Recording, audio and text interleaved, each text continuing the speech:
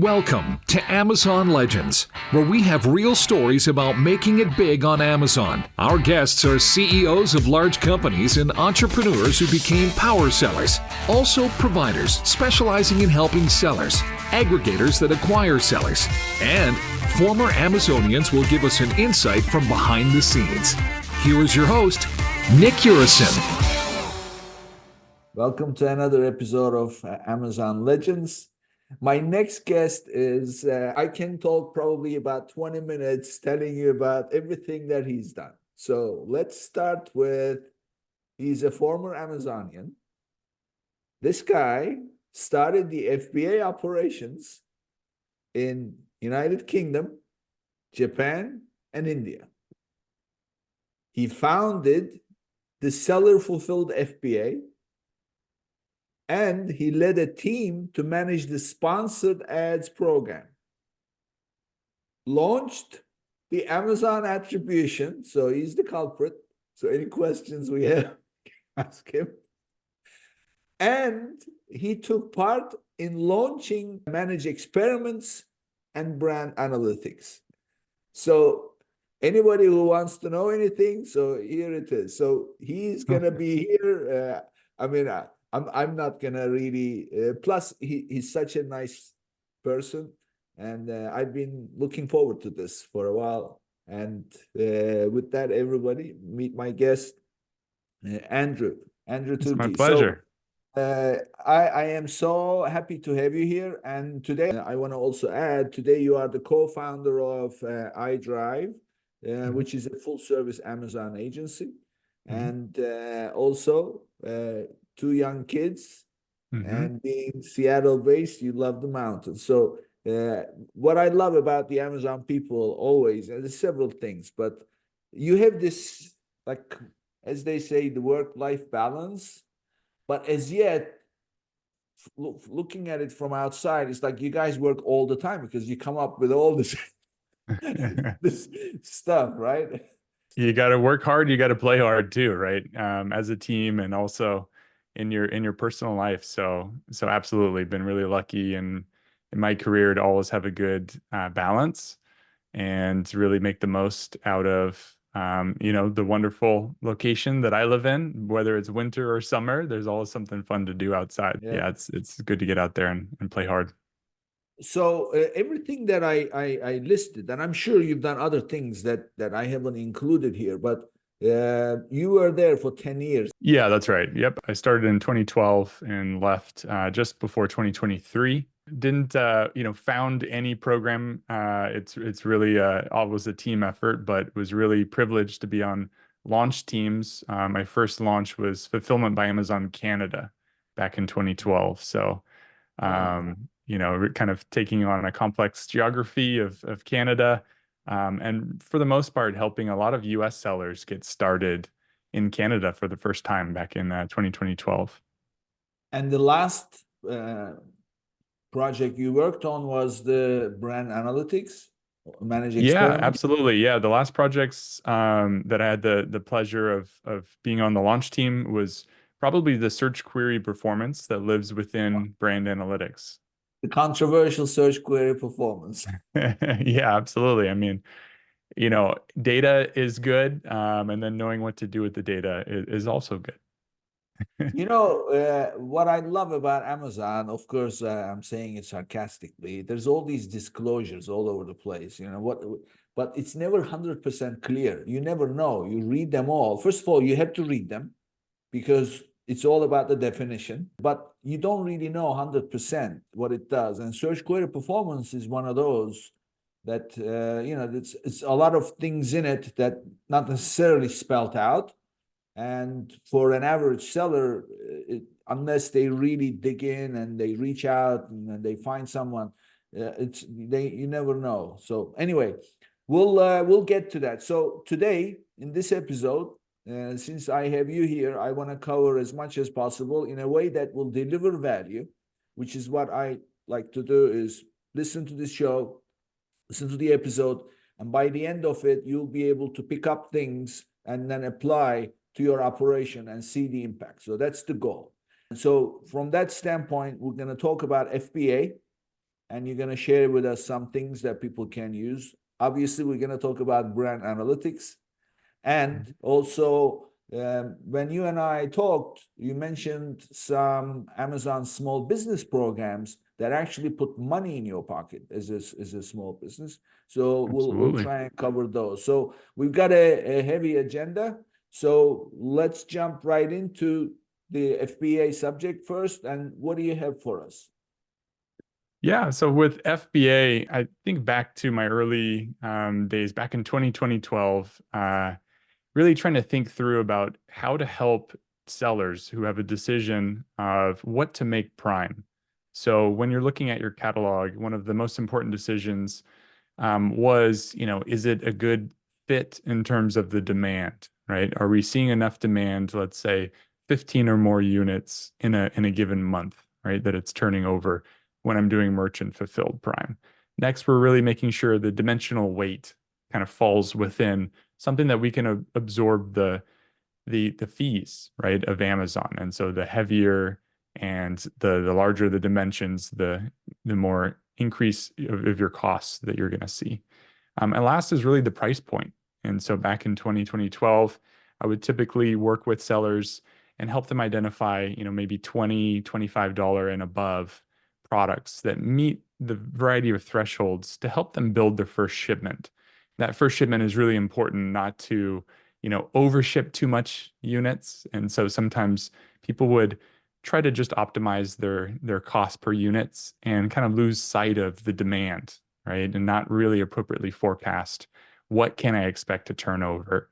And these days, of course, the need to optimize your inventory is more important than ever with more fees that have come into place, and really needing to optimize the right amount of units that you have on hand always, right? So these days, it's not just about what's moving well, and then let's make that prime. I think there's some more intricate decisions to make, like what's the value that each of these products are bringing to my lifetime value, and what are they bringing to my just customer loyalty. So some set of products are really good at bringing people in the door, getting introduced to my brand and starting to purchase from me.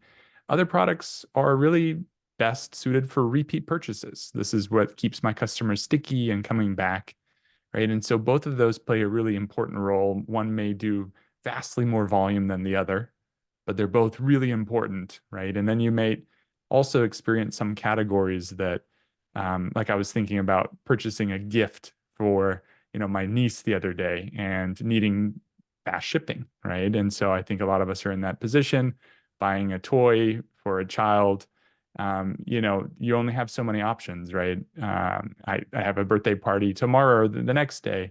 I need to make sure that I'm picking from prime selection. So thinking through about the customer's experience is really important when you're making that decision of, is this going to be a good fit in FBA? Can I afford it? Am I going to be profitable?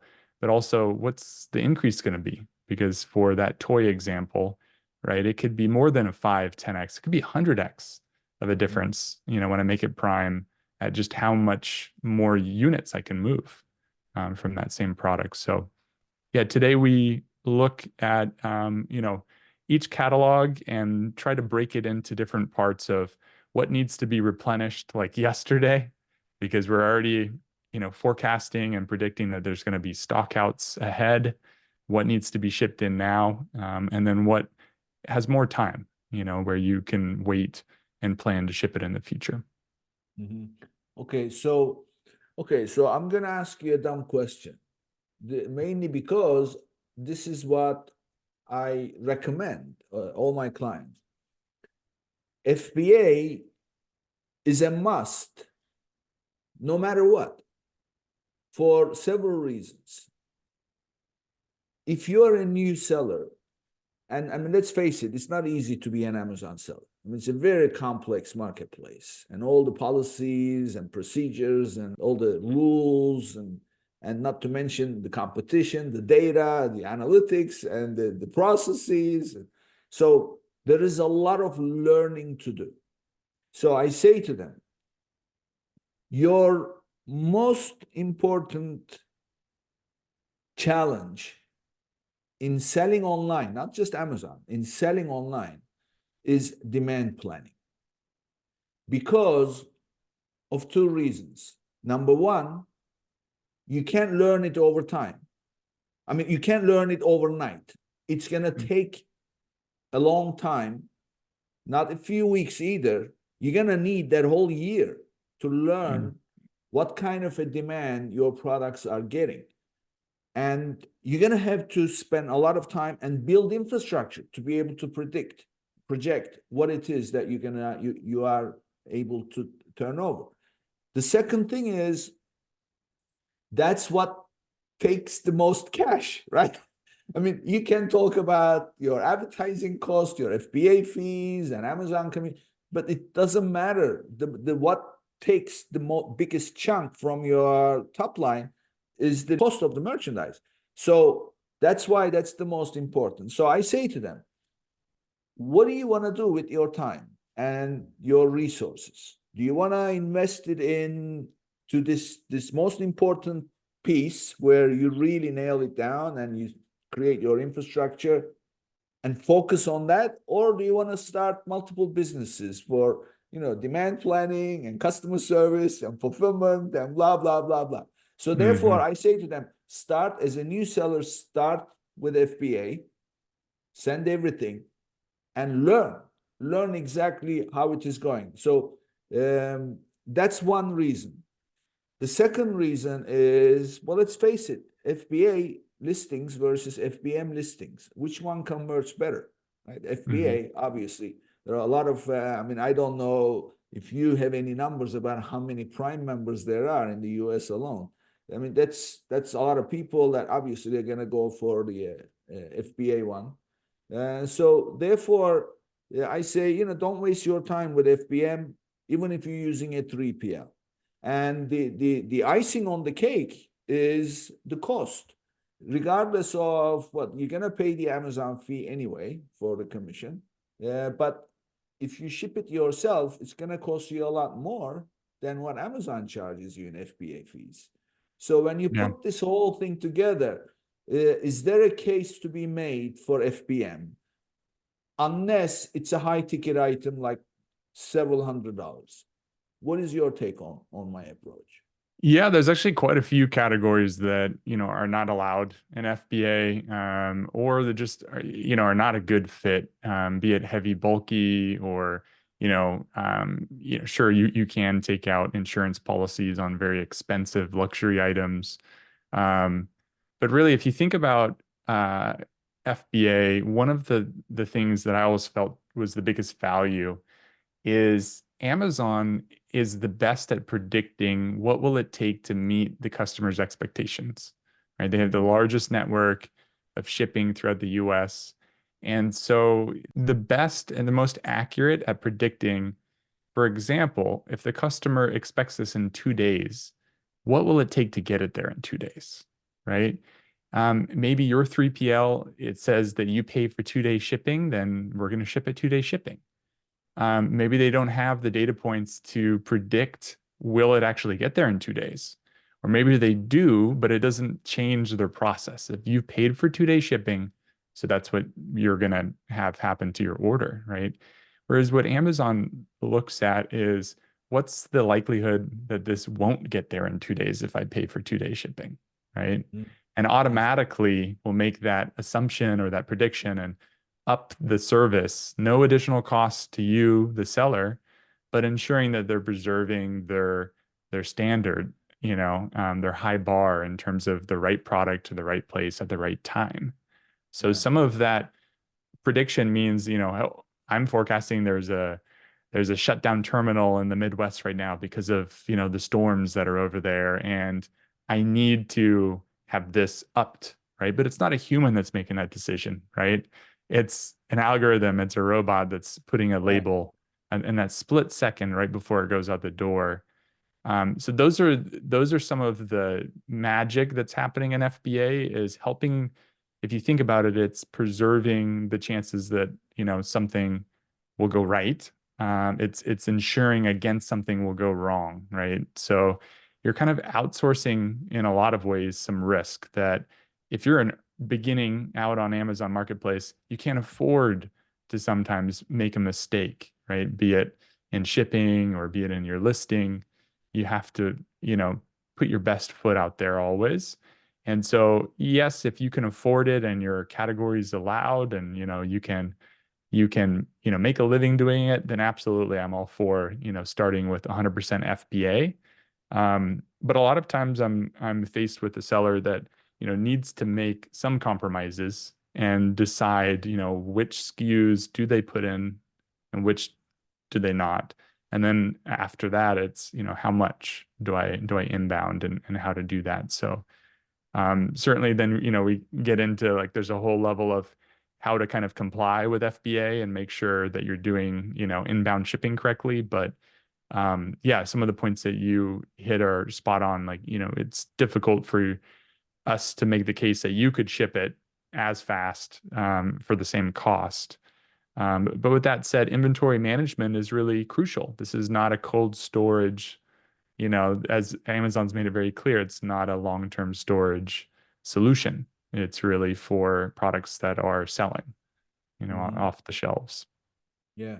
And the other thing is for those who sell items that are categorized as, or I should say, classified as dangerous goods. So that's another one.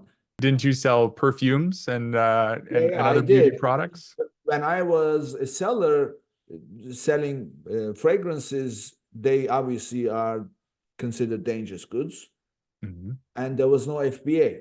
So FBA program has since become available for dangerous goods. So you have to now be accepted into dangerous goods FBA program, but that's a process. So until you are accepted, you have to start FBM. So there's all these different considerations. I mean, what you said is something to be taken into consideration for sure. Is the category suitable? Is the heaviness? So I have one client who they do floor covers. It's a kit.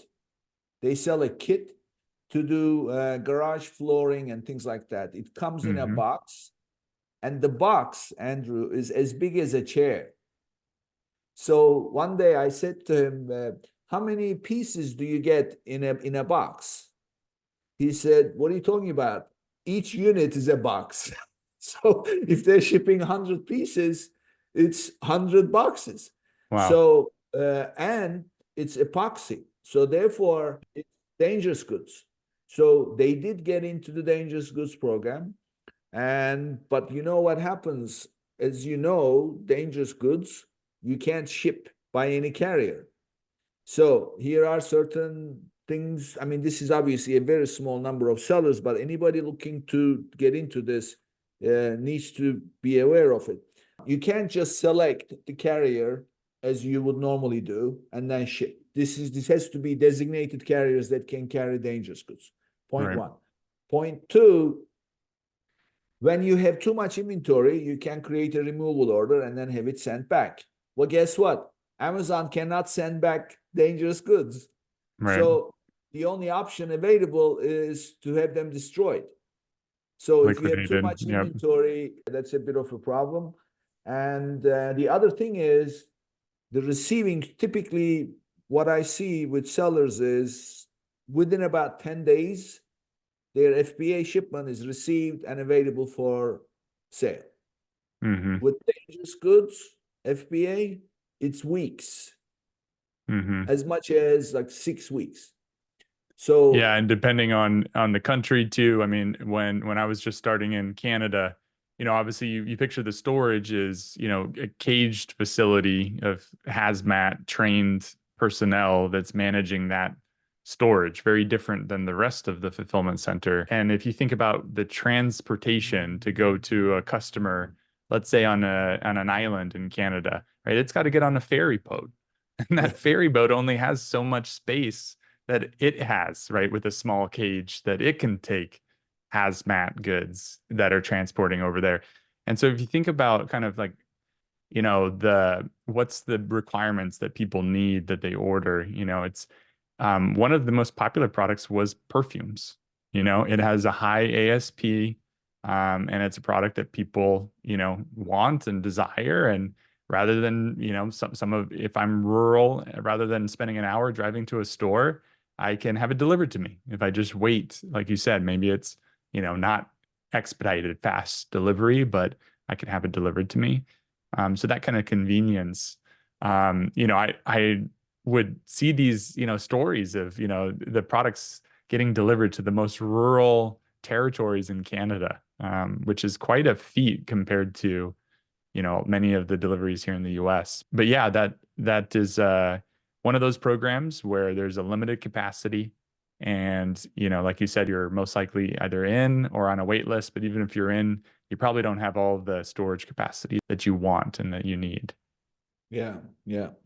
Okay, so just to recap, first of all, FBA, check your category, suitable or not, size, dimensions, and FBA fee, suitable or not. One thing you mentioned, I want to emphasize, a lot of people don't really also take that into account.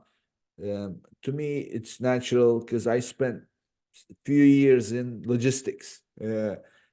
Dimensional weight versus actual weight. So there's a Yes. calculation. We're not going to get into it, but look up the formula to calculate your dimensional weight, because Amazon will charge based on whichever is greater, your actual weight versus dimensional weight. Take that into account. Don't think that you may have something small, but it's very heavy. Then Yeah, you for go by actual. example, apparel and soft lines. Many of times working with an apparel seller and looking at helping them optimize their fees, we find that you can take the longest part of a package and fold it once and tape it, right? Or now start putting it in a package that just has the length is shortened from what your original packaging was. That can bump you down, one or two different tiers in your FBA fees, where you could be at oversized, now you're bumped down to, a standard size. So that can be, it could save you more than 50% of your FBA fees, for making a change like that. So absolutely, dimensional weight, you can't really change what the physical weight is, but you can change the dimensions often. And so that's something to look at, especially as you think about the consumer experience. They don't really, there a lot of customers like me are used to getting a sort of a plain brown box that's kind of optimized for shipping, right? When I'm Yeah. ordering from Amazon, it's not maybe the same packaging that what I would see if I would buy it off of a shelf in a retail store. Yeah. And so that's a lot of sellers are optimizing, to lower their FBA fees by repackaging those goods. Yeah, I mean anything to save money on these fees. So I have a question for you. I don't know if you know the answer to this, but uh, Amazon also runs PPC ads on Google, advertising Amazon products. Mm-hmm. And often when you click on those ads, you land on a third-party seller's listing. So how does Amazon decide which listings to advertise for? I And don't, is I, part of the consideration the amount of inventory available? yeah, I really don't know, to be honest with you. And I know what you're talking about in terms of the seller, has no influence over that Amazon has paid for an ad on Google that's driving that. But I really don't have visibility into what any of the sort of parameters are for any kind of offsite ads. My Amazon advertising program that I was a part of is, a program for sellers that have control of setting up that off Amazon traffic and sending into Amazon. So very completely different world than, Yeah. Amazon's internal team that was advertising on other platforms. So I have, I think when you and I met, I probably mentioned this to you. So when I first started, I met a group of people, former Amazonians that started a company, and they were part of what they did was Amazon, getting e-commerce sellers started on Amazon, and I learned everything at the beginning from them about Amazon, how it operates and everything else. And I remember a conversation at the time that they said, look, if you have enough inventory, Amazon has an algorithm that based on the popularity of an item and the amount of available inventory, that automatically triggers Google PPC ads. So, and then I started thinking, I don't know if it's right or wrong, or it may still be the case, but if I'm going to advertise anything, I want to make sure that because I'm Amazon and it's Google, I'm going to get, traffic, right? So I'm not going to drive anything to a listing that doesn't have enough inventory. So therefore, it pays to have enough inventory so that you can take advantage of things like this. What's your take on this? I don't know. My argument to that would be, one root cause of having too much inventory is that you have terrible conversion rates, right? So why would Amazon want to drive traffic to something that's not converting, right? That's very No, I mean, if your un-Amazonian. conversion is fine, like if you're converting at 30, 40% and your sell-through rate is fine, you just, I mean, my point is, if let's say that you're selling, I don't know, 50 pieces a day, how much you could keep shipping every week, 200-300 pieces, or you could ship 1,000 pieces and then ship less frequently. So that's really where I'm coming from, based on the assumption that the listing is performing fine. Yeah, I'm not sure. I mean, in my opinion, it's really all about conversion. So if you look at kind of page one as an example, it's obviously multiple factors, but really important one, as we all assume, is conversion, right? So yeah, like I said, I don't have anything but kind of wild guesses, but my guess would be, it's getting the best conversion, right? And they're trying to drive more eyeballs to, really where they see they're getting great conversion. So focus more on conversion than how many pieces you have available, and that way you'll get the best exposure. Yeah, if you think about from your 3P seller stance, there's already mechanisms in place that take care of you, not just parking your inventory there forever. Right. So, you're going to either be paying fees or forced to remove that inventory. And I think it's in your job as a 3P seller to really move that inventory, right? I wouldn't kind of put myself in a position of wanting to have excess inventory and then kind of cross my fingers and hope that Amazon is going to put some PPC ads on my listings. But also, you mentioned it's often going to resellers, right? So that's great to just to see or witness is that these ads are benefiting 3P sellers, not just 1P vendors in terms of where that traffic is going.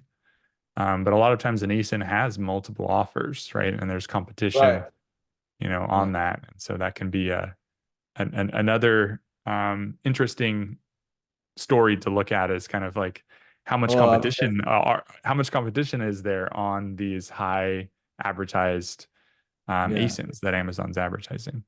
For private label sellers, usually they are the only ones selling on their ASIN. So I was just thinking, rather than keep shipping several times, if your listing is performing well, try to ship less frequently and ship more quantity. And that way you'll be able to keep feeding the pipeline, so to speak, with enough inventory. And at the same time, you may be able to take advantage. But anyway, conversion, I mean, I always say, the two magic bullets for success on Amazon. Number one is click-through rate. Number two is conversion rate. If you keep those two up, you'll always be happy. Yep. You'll be increasing your rankings. Yep. Yeah. Which brings me to the next area, brand analytics. So talking about click-throughs and conversion. So tell us about, because since you were part of brand analytics. So give us your take. What's the best way to use it? I mean, there is search query performance. There is the search catalog performance. There is the top search terms. Those are the things. And then there is the customer related stuff. So give us your take. How can sellers use the brand analytics in the best possible way? Yeah. So brand analytics is a tool that can help you learn about your customer behavior on Amazon. And obviously, Amazon is where the majority of customers are starting their search from. And so Amazon Brand Analytics is a tool that helps you understand both the search behavior as well as their purchase behavior. So all of your existing customers. Oftentimes, when a brand thinks about who are my customers, they think about the demographics, right? So this lives within brand analytics. You can see breakouts of demographics like age and gender and income and education and so on. When a lot of us think about brand analytics, we think about the top search terms, which is Amazon's really transparent, way, a data transparency of providing the top 2 million search terms on Amazon every week. And so every single week you can look at what are the top 2 million search terms by SFR, which is search frequency rank. And so whatever has the most volume of searches is going to be ranked first as the first most popular, search term on Amazon. So what this provided was data transparency into what are the top search terms, but then also who are the top 3 products, both based on click share and based on conversion share, which is the same as purchase share. So of all of the purchases that came through this search term, how many of those did I win as a brand? And so search term analytics gives you an understanding of, who are the top 3 ASINs for each of these search terms, and then how are they changing? Because you can look at them over time, right? And you can look at new players coming in, being introduced. You can look at how a particular search term is improving in its SFR or its search frequency rank. And so take those, solar glasses, for example, you saw that coming more and more and more popular. You got all the way down to the 3rd or the 1st most popular search term on Amazon the week before, the eclipse. And then it goes back up right afterwards, right? So very event-based, and you have today, Amazon has introduced also their Prime videos are on there. So a lot of times you're looking at right now, like their TV series called Fallout is #1. So more people are searching for this in Prime Video. So they've mixed both Prime Video and Amazon Search, but essentially it's still remained where many of the top searches are products, right? Not video searches. And so, yeah, we can talk more and more about, some of the more newer features. One of them is search query performance. And I think a way that I like to summarize it is brand analytics. We had a lot of feedback that, this is awesome information, but what about if I'm not the top ASIN on a search term? What if I'm new and I'm growing? How do I understand where I am and how I'm improving my performance? And so search query performance was launched that essentially allows for you to measure your share of the search terms at your ASIN's level. So it gives you each ASIN's top 100 search terms, and then lets you look at, sort of a full funnel of how many what's your impression share for that search term, what's your add to cart, or excuse me, your clicks, your add to cart, and then finally, what's your purchase?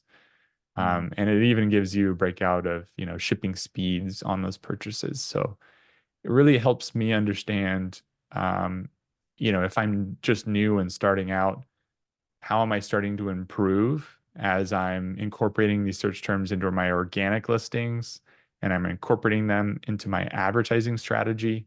How do I see this paying out, right? Am I just staying flat? It's not really moving the needle. Or am I starting to see, now that I've really put my targets on this search term, right?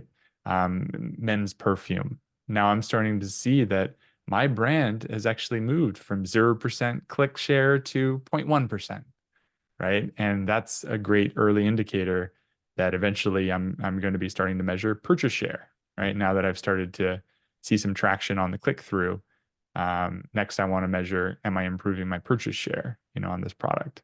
So what it allows for me to do is identify what are the most crucial search terms to my brand.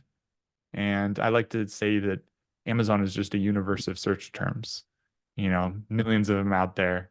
And my brand probably lives and dies by a dozen of them.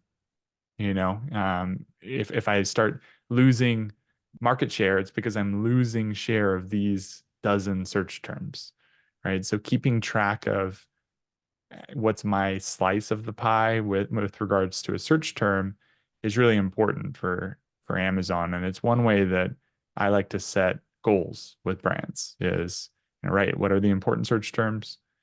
What are our goals for how we're going to improve our share of each search term that we've identified, and then track our progress to those goals. I have a question for my listeners. Are you experiencing cash flow challenges with your Amazon business? Well, silly question. Who is not, right? So let me introduce you to Viably, a unique solution tailored for Amazon sellers and e-commerce enterprises. By connecting your Seller Central or Shopify account, you can promptly access funding along with a variety of financial tools, all for a flat fee. It's as simple as that. And for my listeners, they are offering an extra $1,500 in funding for eligible applications. Start your quick and easy application today at runviably.com/legends. And that's runviably.com/legends.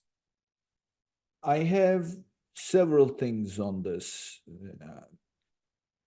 First of all, definitions, right? So we talked about definitions. So search query performance definitions are more important because we're using the data to make certain decisions. What is included, what is not included? So tell me if I'm right about what I have found through my, talking to different people, some at Amazon, some other, if you want to call us nerds, other nerds like us who want to understand everything. First of all, that search terms, the top search query performance provides the top 1,000 search terms that are driving you business, if you look at it brand level. And that is not the complete universe of search terms. That is, you're talking about search query performance for your, it's only 100, I believe. No, it's 1,000. Oh, you're talking about at your brand level? Yeah, brand level, right. Okay. Yeah, 25 per page, there are 40 pages. Got it. Yeah. So at brand level, of course. Yeah. So if you have 1,000, and most people have, but when you get to the end, it's like there is very little activity there. But nevertheless, that's the number. So when it first came out, and I looked at it, I thought, that's it. That's the universe of all the search terms, driving business to my brand. Yeah. But that's not the case. So what is not included? Tell me if this is correct. Sponsored product performance, search term performance is included as long as the sponsored product placement is on the search page, top of the search or the rest of the search. If it's the product placement, PDP, then it's not included. So in other words, if you take your total number of clicks in your sponsored product campaign and say, this is already included, it's not. You have to subtract the placement that doesn't put the sponsored product ad on the search page. Number one. So number two, sponsored brand is not included. So all the clicks you get on search terms whether they are on search results page or not, regardless of the placement, is not included. Sponsored display is not included, even if it shows up on the search results page. So those are important to keep in mind, to say, okay, I received, the favorite example of everybody, uses garlic press. Okay, so if you're selling garlic press, if your garlic press, the search term garlic press, got 2,000 clicks, that's not the full, universe of searches. You need to go back and add the sponsored brand, sponsored display, and then you'll have an idea. First of all, can you confirm this is the case? I cannot confirm or deny. It is not something that I can share.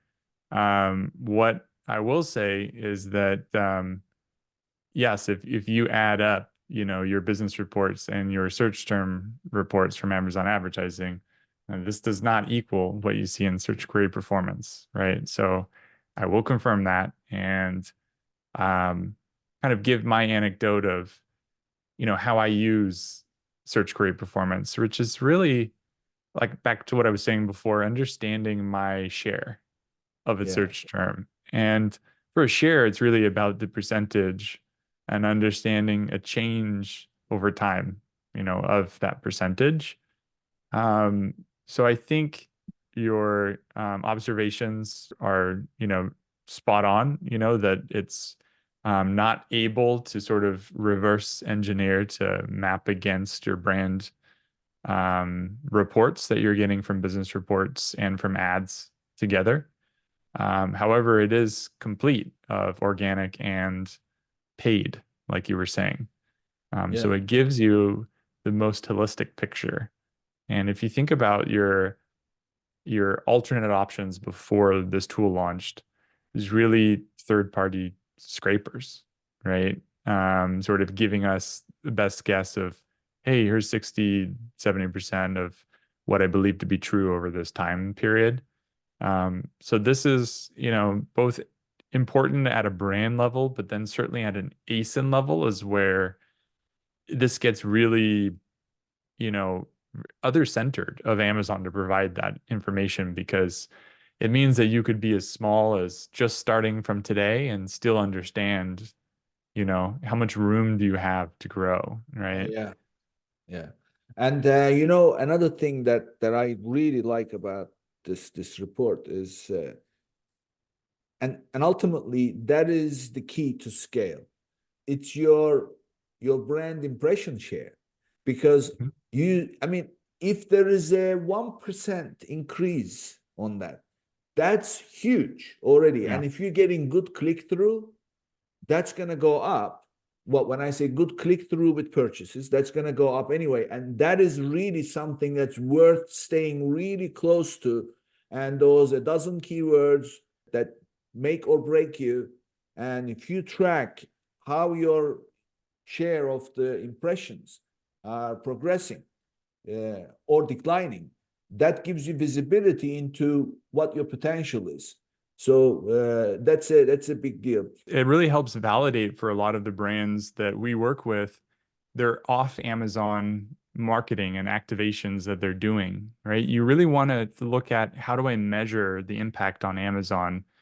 And, a big part of that is what you just said. It was really looking at the brand impressions, the share of impressions, right? Because if I'm running a large, Google or Facebook, some meta advertising, I want to understand, how is that changing my share of impressions, not just how is that improving my sales, right? Yeah. And saying, oh, I think I got a sales lift from running this off Amazon activation. And so I think, really, it's almost like taking a bite instead of trying to eat the whole hamburger at once, is kind of set your targets on search terms instead of just looking at your overall market share. Your market share of a subcategory is a big task, right? You got to take it in bites and look at multiple different strategies that are going to help you improve your market share. With search terms, oftentimes advertising is a big thing, right? If you've already checked all of the boxes with your content and you've incorporated this search term into organic listing, it's really about your advertising strategy, right? And how can you incorporate this? We will look at, your ad investments on an ASIN and on a search term level and try to identify where are there opportunities or gaps, right? Where, hey, Amazon is providing this data to show you that you have a pretty healthy, purchase share and click share, and there's a sizable pie here. So the search volume is something that you should go after. So this kind of tees it up for you and frames, to you that, hey, you should be investing more than $1 that I see that you're investing on that search term over the last 30 days, right? And that's what one of our dashboards or reports gives you some of those gaps. And search query performance, it's called the search query performance, tool in our dashboards because it's running on the SQP tool to help you understand where you're under investing or maybe not investing at all on a really important search term. One thing I wish is that the data, search query performance data, was available through the API. It's not. It is Right? not. No. So at iDerive, we do have a dashboard. We have two dashboards actually that allow for you to really look back at the trends, so you no longer have to pull 1 quarter or 1 week at a time. You could look back at an entire, year's worth of data. You can also really, go deep by not only looking at a brand, but looking at your ASIN level. And so, it is one of the reasons why it's complex to use is because it's not available in an API, which means a lot of brands, partners, aren't utilizing this data, which is a real miss. Yeah. So I have another question on this search query performance in terms of what's included, what's not included. This one you can confirm freely because I had this confirmed by Amazon people. Okay. Cart ads and purchase rates. Mm-hmm. The attribution is apparently 24 hours. In other words, it only shows what's been purchased in 24 hours. Not like advertising reports you have, because as you know, they have 14-day, 30-day attribution on the sponsored campaigns. So this brings definitely it's not something to ignore, but it's not the full picture when you look at the purchase rate and it shows, let's say 3%. It really probably is not 3%. It may be 4%, 5%. So what is your take on that? Yeah, it's a good point. I think my take on it is that if you think about Amazon's marketplace, it's very transactional where people have their credit cards out ready to shop, less so much about just consideration phase, right? It's where people are checking out, and so my thought process is that if you think about the majority of the traffic from click to purchase, right? You can see this information with Amazon marketing streams where they give us down to the minute from a click to a purchase on each, ad type on Amazon, that most of the ads, which are sponsored products, convert in less than 10 minutes, right? Where someone is purchasing and checking out. So in my opinion, 24 hours is more than enough time to capture what is a fairly accurate rate, and anything above that may actually be sort of misconstruing information, where you have, too long of an attribution window, and now you're really taking into account unrelated behavior, right? And taking credit for that sale. So in my opinion, I think that, for a majority of, maybe not for sponsored display and other kind of upper funnel ad types, I think 24 hours is quite reasonable to capture that data point. Yeah. Cool. Okay, so let's talk about the small business programs. Yeah, absolutely. Absolutely. I think small business programs is something that I was a part of the team called Sell.Amazon. They've got some great initiatives that are available on sell.amazon.com.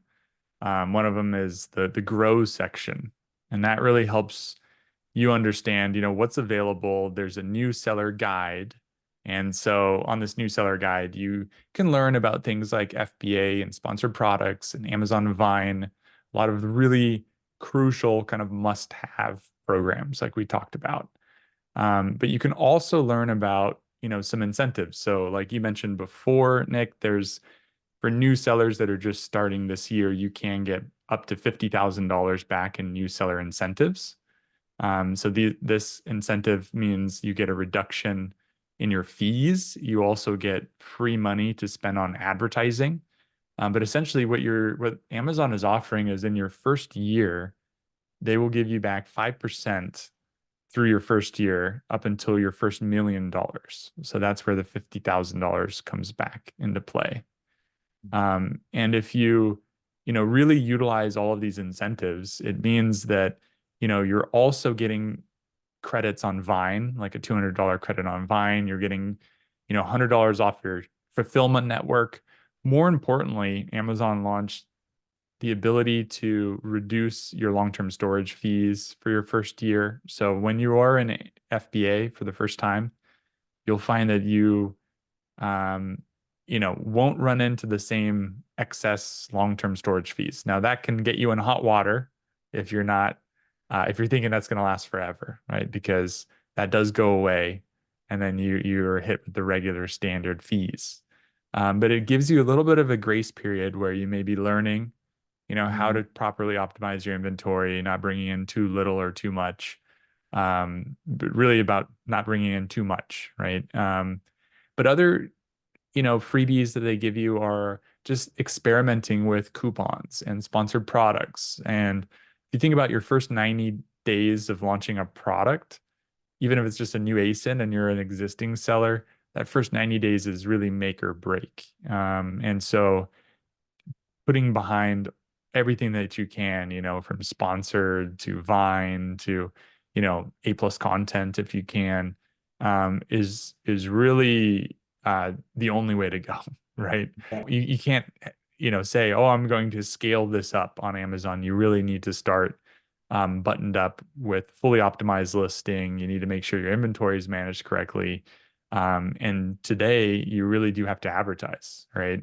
Many categories, it's a must. So I would say probably the biggest thing in hindsight, because if you're going to sell $1 million, right, you probably have a good formula, and so $50,000 back is nice, but you were already successful to get to that great achievement, that great milestone.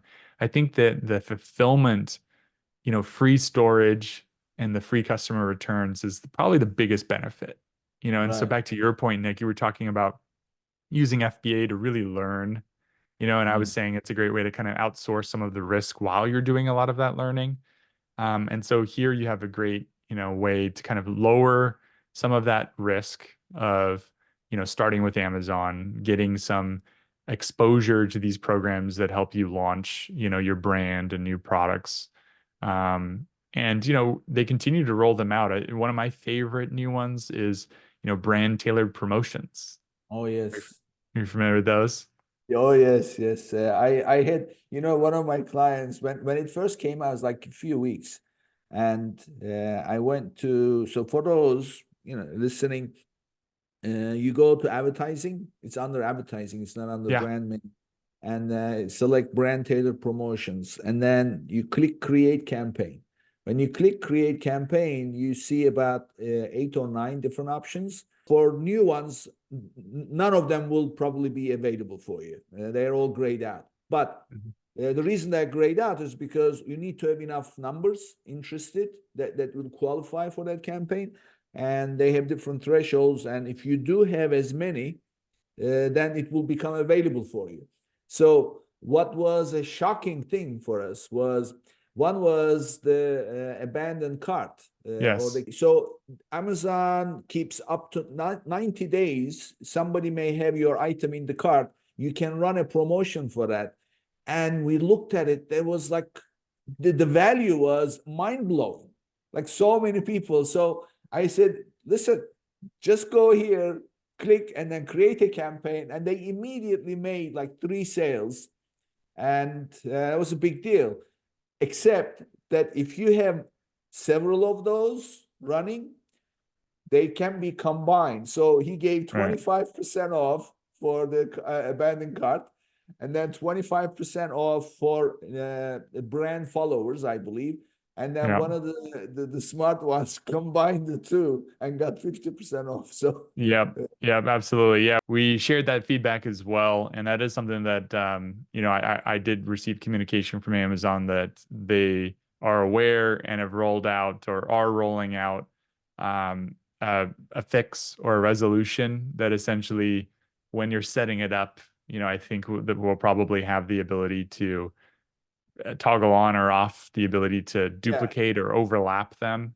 yeah, But yeah, I mean, it's really exciting. I mean, right now it's at a brand level. I know a lot of us really want it at an ASIN level, right? Where you can offer, eat one ASIN, but not all of your ASINs.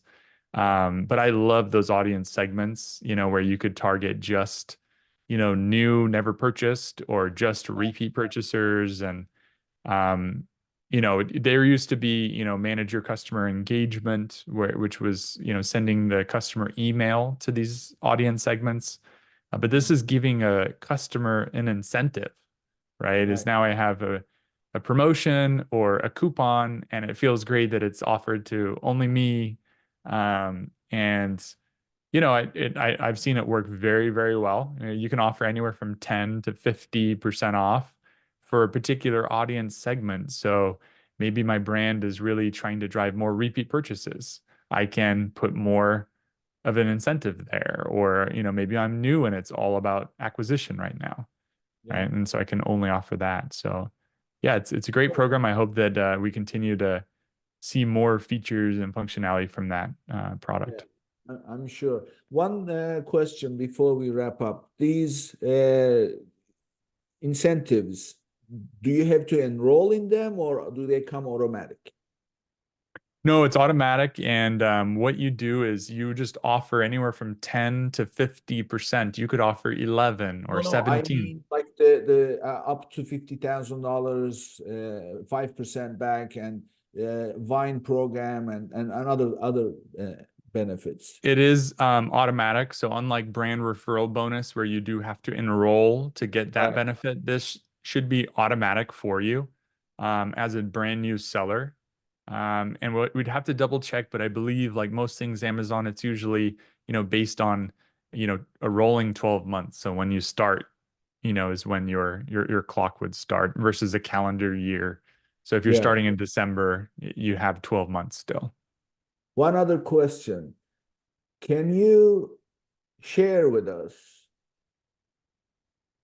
the honeymoon period? When it starts, is it when you launch or is it after launch when the first order comes? You're talking about as a brand launching on Amazon? You are launching a listing, brand new ASIN. Mm-hmm. You created your listing and you launched it, and you have the honeymoon period. So is that does the start date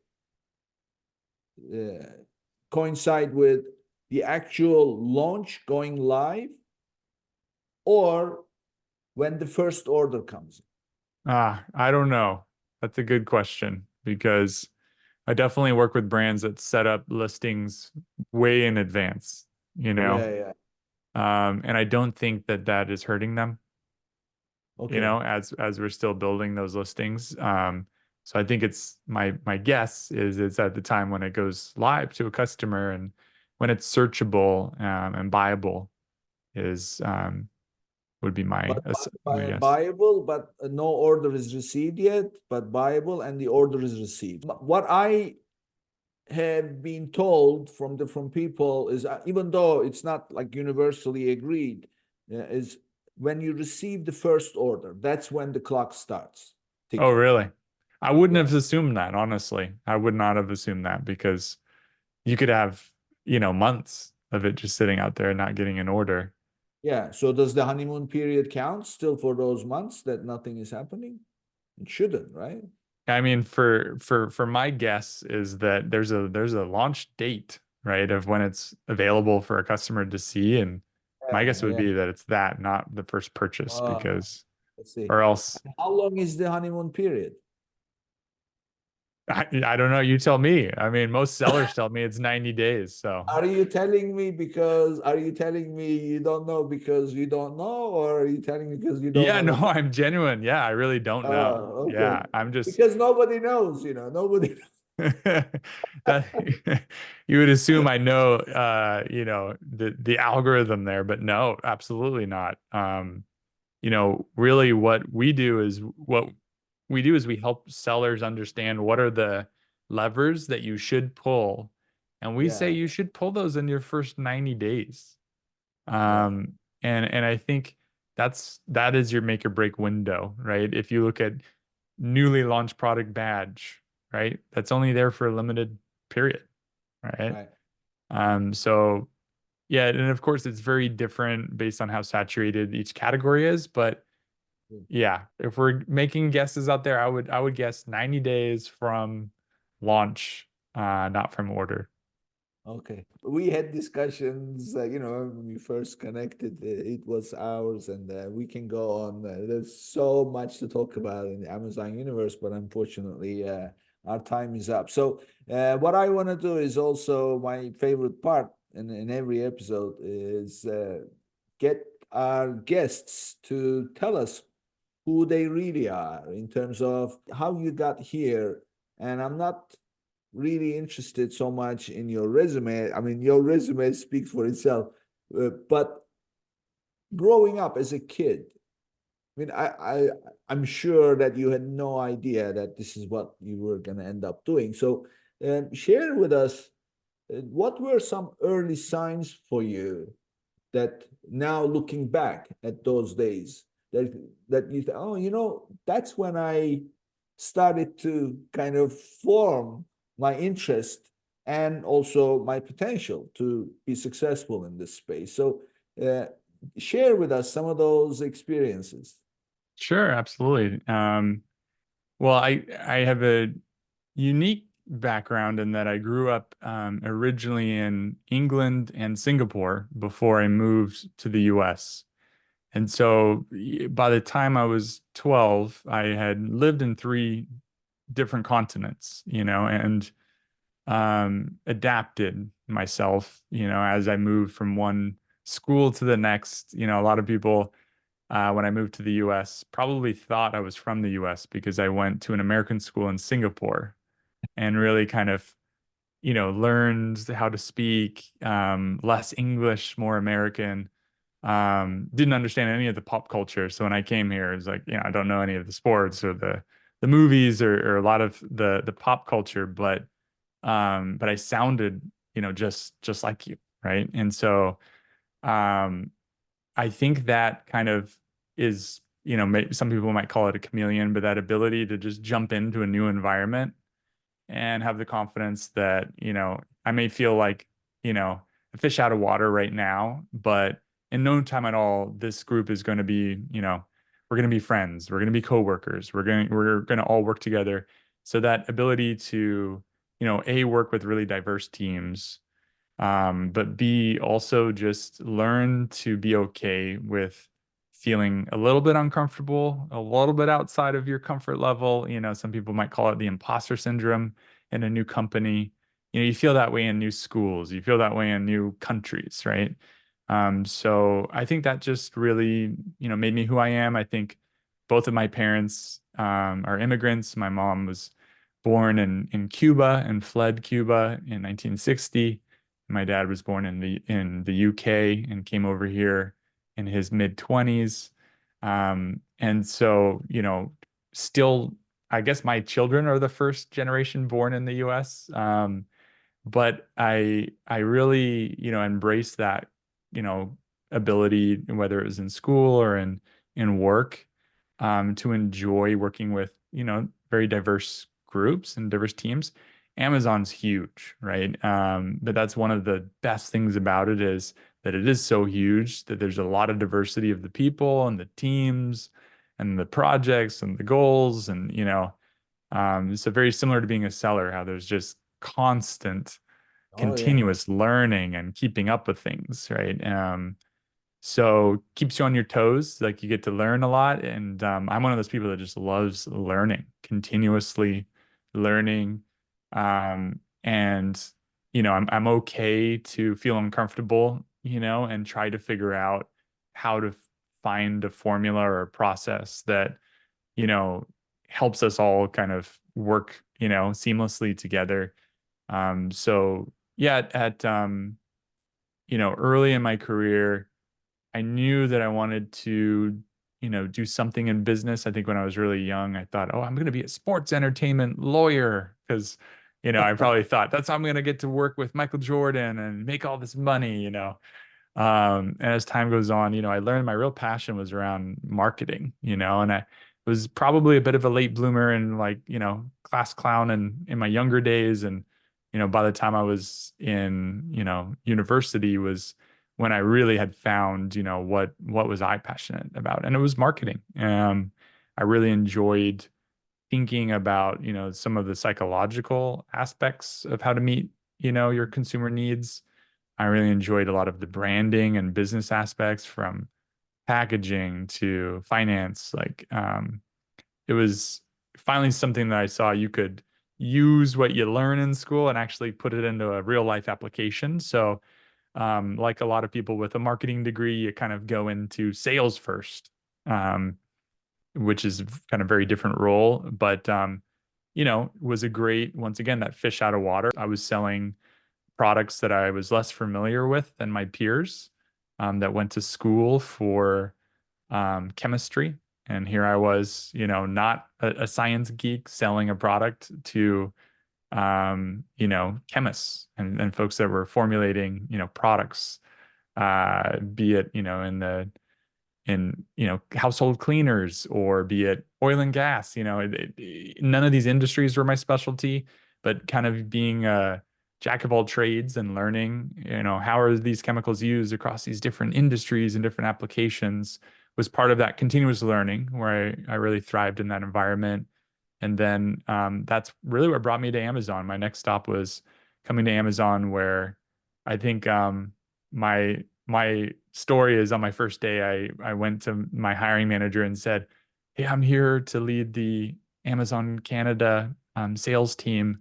Where is my team?" And he said, "It's just you." And I go, "What? I can't believe it." Right? I thought, this is the whole country and it's Amazon. And I thought, surely you're not going to leave this responsibility to just me, who just started, So it was a very scary imposter moment that you first kind of realize. But then, part of my, upbringing is, hey, that's okay. It's not a challenge that you should turn away from. You should lean into this. And so, yeah, it was just a team of one. But after a successful first year, we built out a team, right? And it was more than just me by the end of that year. So yeah, I today in my company, it's pretty small, obviously much smaller than Amazon, but the diversity is incredible. Just getting to learn from folks that have all different experiences. I like working with folks in different geographies. So some of us are based in the US, some are based over. We have folks in all different states here in the US. So not only is it great for clients to kind of have, all this different time zones availability, but just the differences that it brings, right? And understanding that sometimes you got to kind of chip in and support more for, one team member than the other. But yeah, I would say that really just like probably like growing up in different cultures and really, adapting is, it really, it's a great great experience, and it's one that I wish everyone could have, because it's a real, you know, I felt very fortunate to have, you know, that opportunity to, you know, to not just stay in England. I could be living in England right now and have never left. But you know, I love England and I love the US, and I have never been back to Singapore, but that's on my bucket list, is to go back, since I was really young when I left. But yeah, I just really enjoy, you know, continuous learning, and then like a new challenge, and not kind of being afraid to tackle that bigger challenge in front of me. Yeah. Well, you know, there is something that I'll share with you. I don't know if you are familiar with the term third culture kid. Mhm. You know what that is? Mm-mm. TCK for short. Look it up. Third culture kid. The definition of TCK is those who spend more of their adult years outside their parents' culture. Mm. These are typically military brads, kids of diplomats, Mhm. multinational companies, you know, executives, kids, because they find themselves constantly moving around, Mhm. changing schools. So they make friends, and the next thing is it's time to move. They lose friends, make Yep. friends, lose friends, different country, different language, different school, different everything.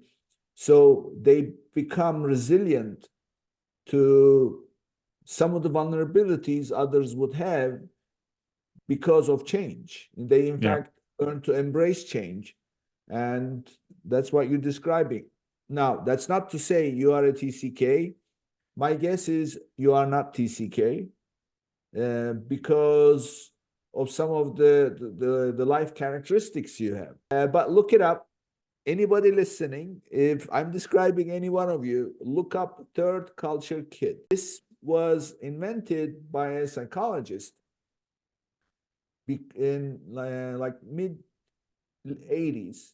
It's a woman. So this lady had patients, and she had these younger people, like mid 20s, mid to late 20s, coming to her, you know, sharing their problems, and she's listening. And after a while, she started to realize that these people had similar problems, psychological problems. Mm. And and then she started digging and trying to identify the common denominators that they all had. Well, guess what? They all moved around growing up. Mm. And as they had certain similarities. So she named it Third Culture Kid. So look it up. It's a very interesting concept. I myself am a typical TCK. Are you okay? And when I learned about this, so what happened was, in fact, my dentist, one day I was in the dentist chair, that I was never scared of my dentist. She was great. So one day she says to me, "You're a TCK, aren't you?" And I said, "What the hell is TCK?" And she says, "Look it up." She says, "You are a TCK." And then I go home, and then I put what is TCK, and then I see a site says top 10 signs you are a TCK. And then I pull it up and I look, number one, spot on. Number two, spot on. Number three, number four. It's like one after the other. She called it. She said, "You are a TCK." Look it up. I don't know. You will probably find some things, but as really identifying as TCK. Like, for example, my brother is fairly similar, and he's not a TCK. So it's different Yeah. things for different people. Yeah, absolutely. I think that's one of the greatest things, the differences of siblings, right? You assume that they're all Oh the yeah. similar, right? But Right. Yeah. there's always a more adventurous, there's a bigger traveler I tell that you, for example, I'm a water person. I love the water, and yes, I know, the I'll scuba talk about diving. that. My brother does not even know how to swim. I think he There you go. learned at some point, but he doesn't like the water. I love seafood. He hates seafood. So it's Yeah. there's no such rule. This is a great conversation. And Likewise. Thank you. I wish we could be like, in person, but it's close. So tell us, how can people reach you, share your contact information with us? Yeah, absolutely. If you go on iderive.com, which is spelled IDERIVE.com, you can check us out, and also you can book. My calendar link is on there. You can also go to my LinkedIn, which is Andrew Tookey, and feel free to book a link with me there as well. So either go to iderive.com or just look me up on LinkedIn, and feel free to schedule a 15 or 30-minute chat. Would love to learn more about your business, and if we can help, we'd love to walk you through what we do to help brands. Thank you. I'm sure you'll hear from people, and it's a great conversation. I love conversations with former Amazonians, but I have to say, I'm not just saying this. You're my top guy. Yes. Thank Awesome. you. Well, it was a real pleasure chatting with you today, and look forward to hopefully doing it again in the future. There's a lot of new tools always coming out, so I'm sure Yes, next time we talk, definitely. we'll have some new Yeah, stuff to talk yeah, about. we'll definitely do. Before I go, a quick reminder to say goodbye to your cash flow problems and claim your extra $1,500 when you qualify for $25,000 or more in funding. Go to www.runviably.com/legends and start your application today. Thank you, Andrew. And this brings us to the end of another episode. And I'll see you on the next. If you enjoyed today's episode, be sure to subscribe, rate, and review the episode, and share it with someone you think would benefit from it too.